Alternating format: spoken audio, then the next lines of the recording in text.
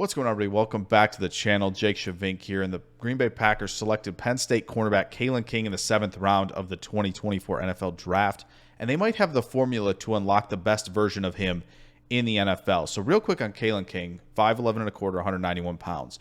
A 6.68 RAS, that's not the best, but the Packers have often eased on their athletic thresholds later in the drafts, but pretty solid numbers in the explosion drills, the jumps, and of course, the short shuttle.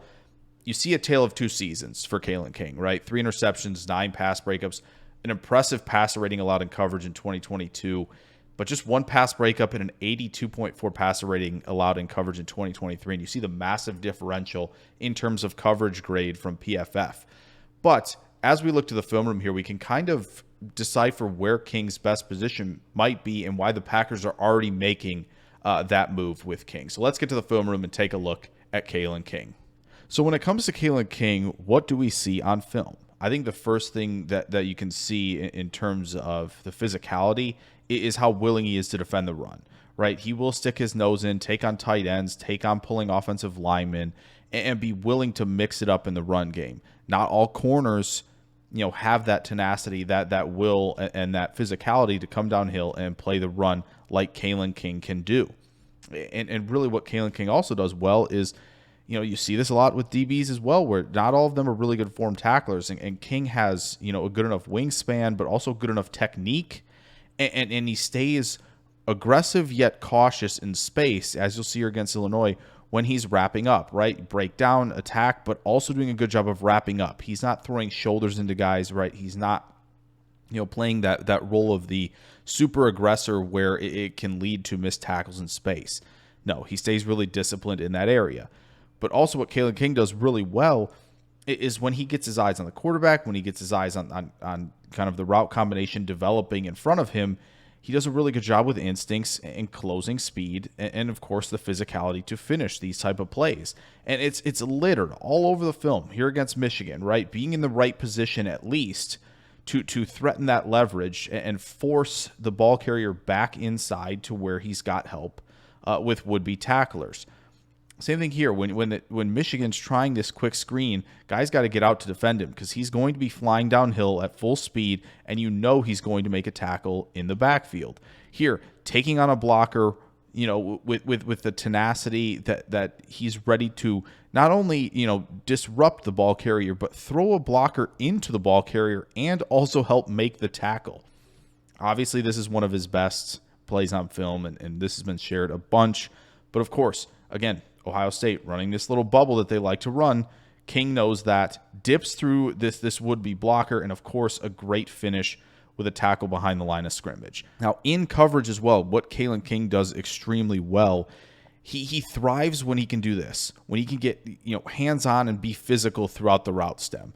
This is where he needs to be. He needs to be in situations like this, where he can get this arm here on the shoulder pad of the receiver, extend early in this route stem here like he's doing to prevent any chance of a receiver stacking and winning down the field with ease. He prevents it. He's also really good job of squeezing guys to the sideline. And, of course, he stays out there as an aggressor.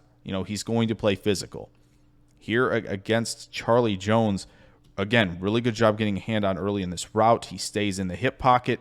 And because he has a feel for where the receiver is, we can turn and find this football and show good timing at the catch point to deflect passes.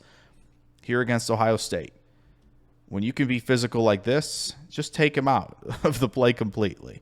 King does that really, really well. And again, it's when you can have this early disruption for him, he just does better when he can be the aggressor rather than somebody who has to react quickly based on what receivers are going to do.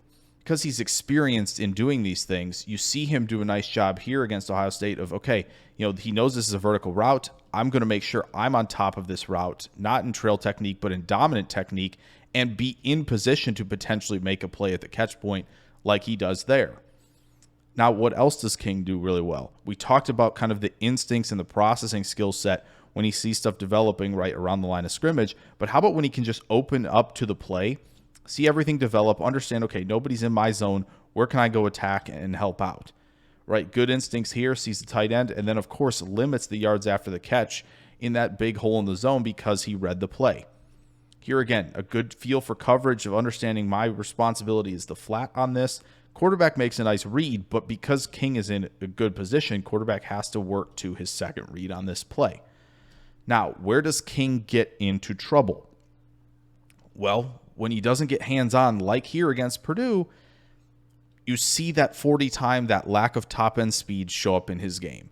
This was a pretty quick stack by the receiver. Luckily, of course, King has safety help on this play, but this is slowly turning into, what looks like a track athlete versus a non-track athlete. And that kind of discrepancy in speed is going to be an issue for him on the perimeter. Even here against Marvin Harrison Jr., he does a pretty good job staying in the hip pocket, but Harrison, again, obviously a tremendous receiver, good hand fighting ability, but he has an extra gear to run away from King late in this route, and that is the concern. And because that is a concern, and King knows that is a concern, right? He's self-aware. He knows where he has limitations. When you don't allow King to be aggressive in these press looks and you want him to read, react, and sort of mirror off the line of scrimmage, these are the kind of things where he gets into trouble. He has to account for the fact that Harrison can win vertically against him. So he has to kind of almost cheat towards, getting vertical.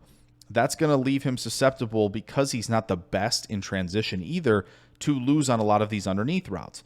And unfortunately, in this game in 2023, Harrison got him a bunch on this, right? Easy vertical sell to the outside, and this kind of selling the fade here for Harrison, and he just wins easily underneath on the slant. Obviously, QB misses him, but that's not the point. Once again, it's threatened with that outside release. King is in defense mode already because he didn't get a hand on, and he loses on this in-breaking slant here. And so when King is in this position, and it was all over this film in 2023, where he's on the defensive the entire time because he has to worry about somebody, winning down the field against him. He's going to cheat that way, and he's going to give up giant plays underneath because, you'd rather do that than give up a touchdown. So that's something he's going to have to work on as well. When he did a nice job here, kind of disrupting Harrison initially, and this is from 2022, of course. But what he didn't do a nice job of is finding the football in the air. So when he doesn't have a feel for where the receiver is, and even here off of this rep, you can kind of see where it all went awry a little bit, gets quick snapped, and Harrison was ready. He did a good job jamming him, but because he didn't, turn and wasn't turning and running with Harrison, he's still a little bit behind at this point. And because Stroud and Harrison are on, such a level where they have, great chemistry and timing with a lot of stuff, he can throw this back shoulder, and King's in defense mode trying to sprint down the field, and he's not ready to find the football because he doesn't have a good feel for where the receiver is. And a similar thing here where he kind of the length of this receiver for Maryland defeats him on this. He doesn't get a good enough job of getting good leverage and good positioning on him, and he's worried about his positioning at this point, trying not to lose down the field, and then he's late to turn his head, and they're able to connect on the back shoulder. And so this panic happens. Once again, we're in read-react mode. We're not going to initiate any physical contact, in this look early in the stem. So now he is, potentially going to lose to a tight end down the field. So now he has to recover. He needs to get in good position. And he kind of panics at the catch point, tries to time it too early. That's the one thing about getting your head around that's really good if you can do it, because you're going to avoid penalties like that. So how are the Packers, taking to King's development and maybe trying to see, okay, we see these weaknesses, what can we do? Well, Kalen King has some good reps in the slot in college. You're seeing them now against Illinois where, he gets a little opposition, but a good speed turn, on that corner route. But when he can play, physical at the top of route stems, he can disrupt and be in play and in a good position at the catch point like you saw. And the Packers have taken note of that, right? They've put him in the slot already in camp. He's gotten some reps in the first preseason game in the slot, which you're seeing now against the Browns, where he does a good job because he's a good processor in coverage. He knows where he needs to be on certain zones, and he can work to, reads late in the progression. And not to mention that once he's doing that, he's also doing a good job getting downhill, locating the ball carrier, and being physical and wrapping up. So Kalen King's in a good position here with the Packers because they're going to give him more opportunities in the slot as they should. And this might be where King can thrive, because if Jeff Hafley wants a slot corner who can play physical, who's going to defend the run, and if he wants that slot corner to be aggressive right off the bat in coverage, Kalen King can be that guy, especially because he's got good instincts in zone as well. So I hope you guys enjoyed this video on Kalen King. If you did, throw a like down there. Subscribe if you're new. Plenty more content on the way very, very soon. I will catch you guys in the next video. Farewell.